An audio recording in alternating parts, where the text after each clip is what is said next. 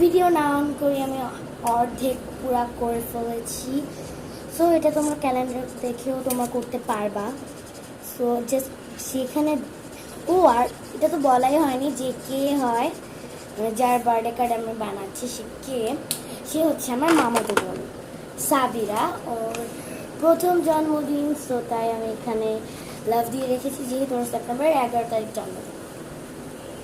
ও মাই গশ, এতক্ষণ এত রোদ ছিল আর এখন বৃষ্টি হচ্ছে। ভিডিও অবশ্যই বাবা, তার আগে দেখে নাও।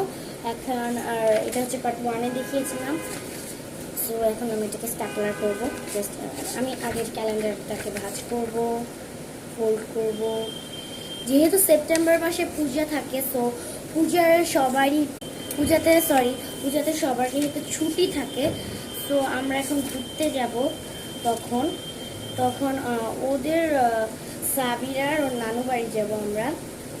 সো তাই হচ্ছে আমি বানিয়ে রাখতেছি আগস্ট মাসেই।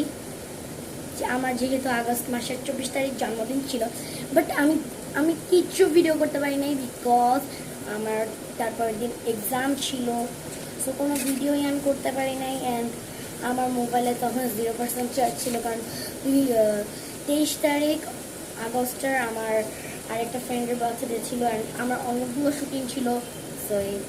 সো এখন আমি স্ট্যাপলার করে ফেলবো। আপনার চাইলে গ্লু দিয়ে করতে পারেন বা সেলাই করতে পারেন, কিন্তু আমার সব থেকে কিছু মনে হয় স্ট্যাপলার।